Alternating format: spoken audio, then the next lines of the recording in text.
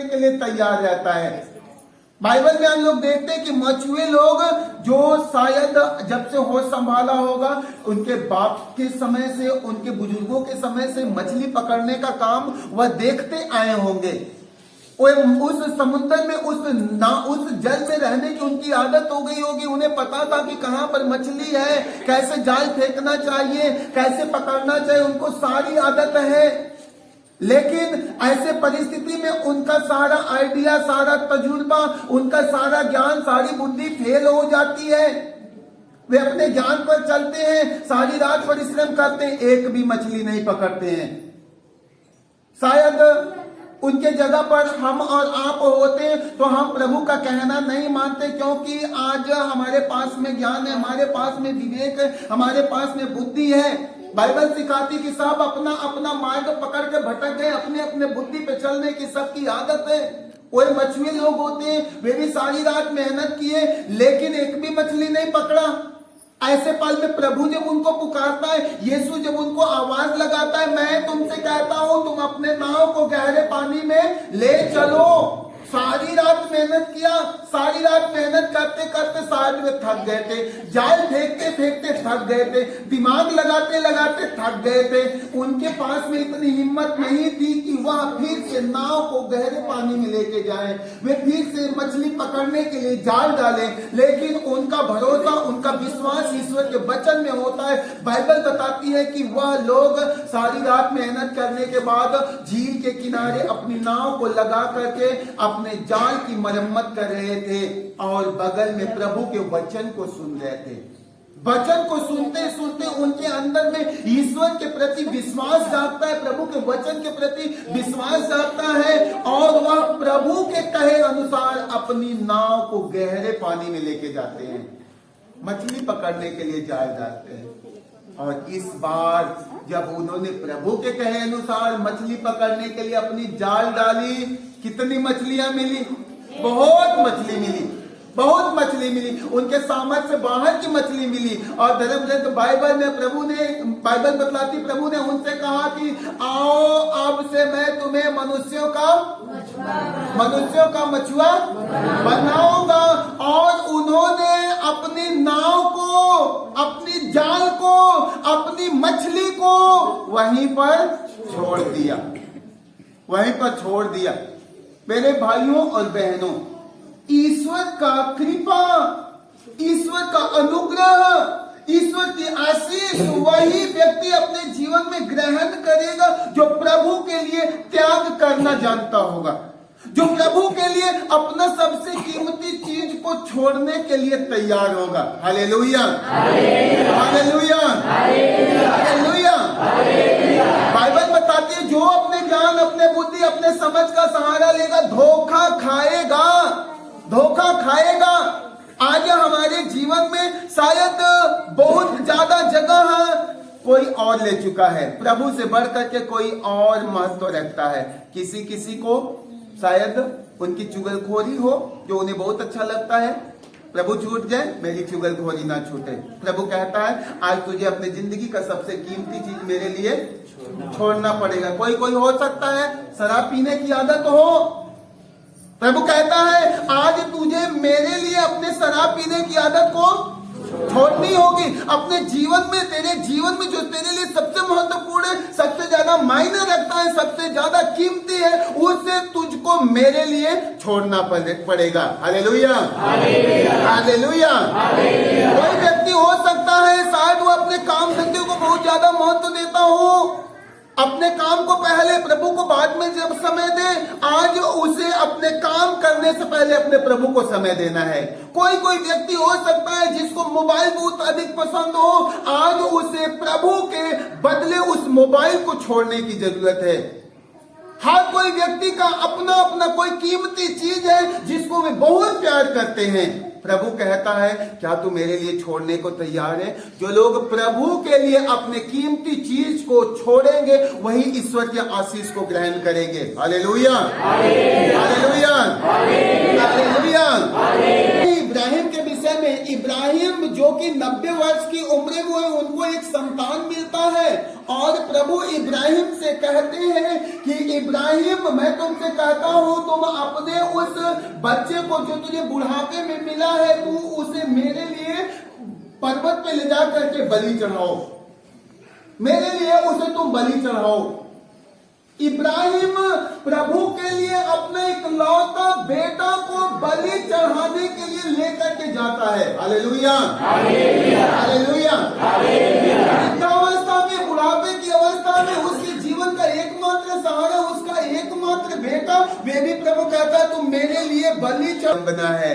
लेकिन आज धर्म ग्रंथ बाइबल बतलाती है कि आज तेरे जीवन में सबसे ज्यादा महत्व कौन रखता है, सबसे ज्यादा तेरे लिए आदर के योग्य कौन है। मेरे भाइयों और बहनों, आज जब हम प्रभु के पास में आए, हमें किसी बात के लिए चिंता करने की जरूरत, किसी बात के लिए चिंता मत करो। हमारा प्रभु जो सर्वोच्च सर्वशक्तिमान है, वह अपने पवित्र वचन में कहते हैं कि तेरे मांगने से पहले मैं तेरे जरूरतों को जानता हूँ। प्रभु भली भांति जानता है मेरे बेटे को किस चीज की आवश्यकता है। प्रभु अच्छी तरह से जानता है मेरी बेटी को किस चीज की जरूरत है। वह हमें समय से देगा, लेकिन आवश्यकता है मुझे मेरे प्रभु पर निर्भर रहने की। Hallelujah, hallelujah, hallelujah. प्रभु की स्तुति हो, ईश्वर को धन्यवाद, पवित्र आत्मा की स्तुति हो, पवित्र आत्मा को धन्यवाद, प्रेमी प्रभु की स्तुति हो, प्रेमी प्रभु को धन्यवाद। में हम लोग देखते हैं स्रोत ग्रंथ उसके अध्याय 38 पद संख्या 4-5 में, तेरे क्रोध के कारण मेरा सारा शरीर छत विक्षत है, मेरे पाप के कारण मेरी समस्त हड्डियां छीज रही है, मेरे अपराधों का ढेर मेरे सिर से भी ऊंचा हो गया है और बोझ की तरह मैं उन्हें ढोने में असमर्थ हूँ। मेरे भाई और बहनों, जब तक हम अपने पाप को प्रभु के सामने प्रकट नहीं करेंगे, अपने गलती को मानेंगे नहीं, मेरे पाप का भार दिन प्रतिदिन मेरे ऊपर बढ़ता जाएगा, मेरे पाप का बोझ मेरे ऊपर बढ़ता जाएगा। लेकिन जब हम प्रभु के बुलाहट के अनुसार अपने पाप को मानते हैं, अपने गलती को मानते हैं और प्रभु को आवाज लगाते हैं, वह प्रभु कहते हैं तेरे लिए जो कुछ संभव है, मेरे लिए सब कुछ सब कुछ शैतान इसलिए आया कि हमें मारे, हमें काटे, हमें नष्ट करे। तो बाइबल सत्यवान समाचार उसके अध्याय 10 में हम लोग पढ़ते हैं, बाइबल हम लोगों को बतलाती है कि चोर केवल चुराने, मारने और नाश करने आया है, लेकिन मैं इसलिए आया हूँ कि उन्हें जीवन मिले, बल्कि परिपूर्ण जीवन मिले। चोर को जब तक हम अपने सर पे ना रख करके ढोते रहेंगे, जो चोर बढ़ता जाएगा, वो पाप मेरे जीवन में बढ़ता जाएगा। लेकिन जब हम अपने उस पाप को प्रभु के सामने दे देते हैं, वह परमेश्वर हमें परिपूर्ण जीवन प्रबंध करता है। Hallelujah, hallelujah, hallelujah, hallelujah. स्तुति हो, धन्यवाद, आत्मा की स्तुति हो, आत्मा को धन्यवाद। Hallelujah, hallelujah, hallelujah, hallelujah. जब व्यक्ति पाप करते रहता है, मेरे भाई और बहन, काम और धंधा, व्यक्ति रोजगार, कष्ट सहने के बाद उन्हें महान पुरस्कार दिया जाएगा। ईश्वर ने उनकी परीक्षा ली और उन्हें अपने योग्य पाया। जब हम लोग ईश्वर के योग्य हो जाएंगे, मेरे भाइयों और बहनों, ईश्वर हमें और आप सारे लोगों को महान पुरस्कार देने का वादा करते हैं। Hallelujah, hallelujah, hallelujah. इतने लोग इस जगह पर प्रभु के नाम में इकट्ठा हैं। आप आज हम लोगों को जरूरत है कि मैं सिर्फ शरीर से मेरी उपस्थिति न रहने पाए, क्योंकि हमारे प्रभु को शरीर पसंद नहीं है। शरीर को वो पसंद करके हम पर कृपा नहीं करेगा, ठीक है ना। हमारे शरीर को देख करके सोचिए कि प्रभु हम पर कृपा। Hallelujah, hallelujah, hallelujah. इसलिए हम अपने आत्मा को सजाएंगे, हम अपनी आत्मा को संवारेंगे, क्योंकि न्याय वाले दिन हमारी आत्मा को ही प्रभु के सामने उपस्थित होना पड़ेगा, प्रभु के सामने गवाही देनी पड़ेगी। देखिए लिखा हुआ है कि थोड़ा कष्ट सहने के बाद उन्हें महान पुरस्कार दिया जाएगा। ईश्वर ने उनकी परीक्षा ली और उन्हें अपने योग्य पाया। दुख में, विपत्तियों में, समस्याओं की घड़ी में हमारा भरोसा, हमारा ईमान प्रभु से हटना नहीं चाहिए, हमारा विश्वास प्रभु से टूटना नहीं चाहिए। Hallelujah, hallelujah, hallelujah. लोगों के जीवन में, मनुष्यों के जीवन में, एक विश्वासी के जीवन में दुख आता है, तकलीफ के लिए नहीं आता है, वह उसको तोड़ने के लिए नहीं आता है, परंतु वह उसे कृपा और महिमा के योग्य बनाने के लिए आता है। बाइबल कहती कि ईश्वर ने घरिया में सोने की परख की है और होम बलि की तरह उनको स्वीकार किया है। Hallelujah, hallelujah.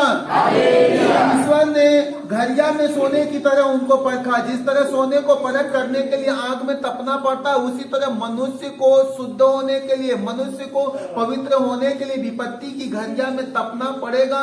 इसलिए विपत्ति हमारे जीवन में आए, समस्याएं मेरे जीवन में आए, लेकिन मुझे प्रभु से अलग नहीं होना है, क्योंकि संत यूहन्ना का सुसमाचार उसका अध्याय 15 हम लोगों को बताती है कि जब तक तुम उस दाखलता से जुड़े रहोगे तुम फल उत्पन्न करोगे, लेकिन जब तुम उससे अलग हो जाओगे तुम टूट जाओगे, तुम सूख जाओगे, तुम नष्ट हो जाओगे।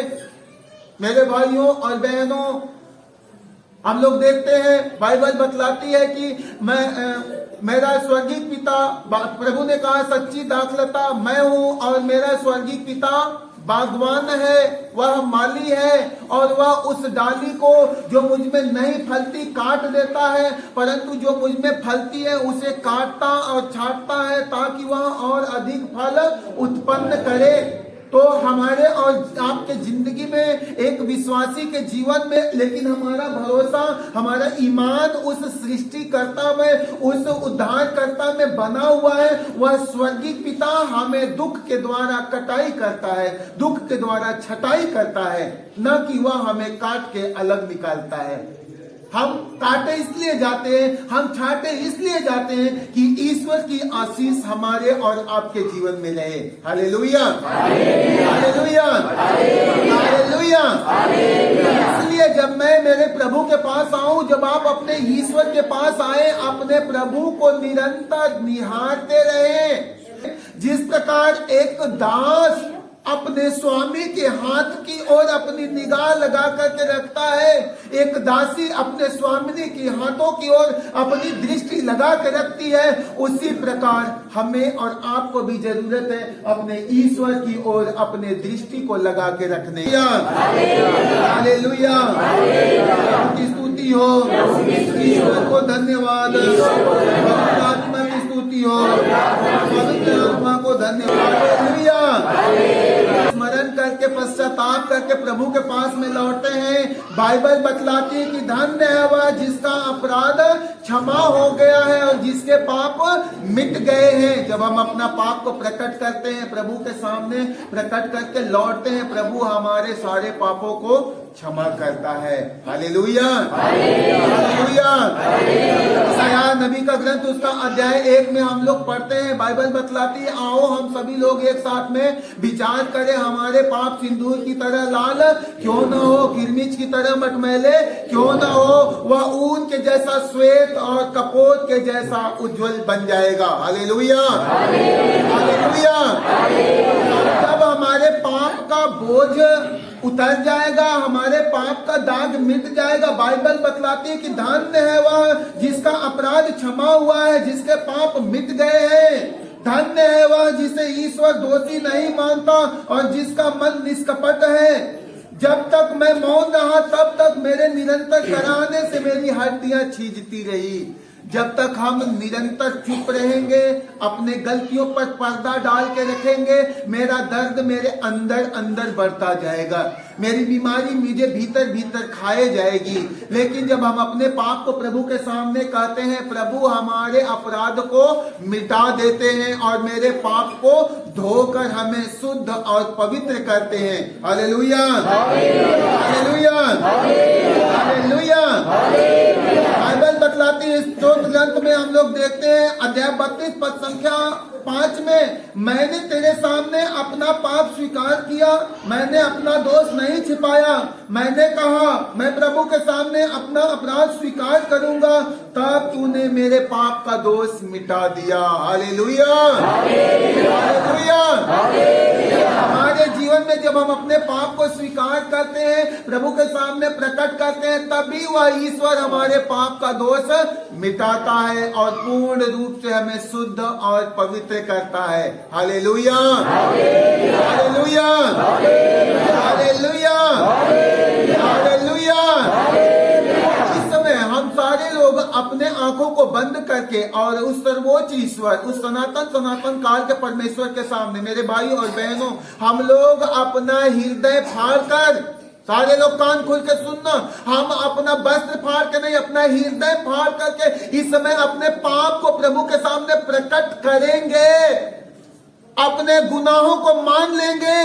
वह प्रभु आज हमारे पाप के बोझ को हल्का करना चाहता है, वह प्रभु हमारे पाप के कलंक को मिटाना चाहता है, अपने कृपा से भरना चाहता है। इसलिए आज जितने लोग यहाँ पर उपस्थित हैं, अपने बीमारी की स्थिति में, अपने दर्द की स्थिति में, अपने पीड़ा की स्थिति में, अपने चिंता की स्थिति में, अपने गलतियों को मानना, अपने गुनाहों को प्रभु के सामने प्रकट करके आज इस समय हमें उनके पास में लौटने की जरूरत है। हालेलुया, हालेलुया, हालेलुया, स्तुति हो, ईश्वर को धन्यवाद, पवित्र आत्मा की स्तुति हो, पवित्र आत्मा को धन्यवाद। प्रभु यीशु, धन्यवाद देते हैं, तू इस संसार में हम सबके छुटकारे के लिए, हमारे उद्धार के लिए एक मनुष्य तन धारण कर आया है, और तूने हमारे पापों के लिए अपने आप को क्रूस पर बलि चढ़ाया है, तेरे दुख भोग के लिए, तेरे क्रूस मरण के लिए हम तुझे धन्यवाद देते हैं।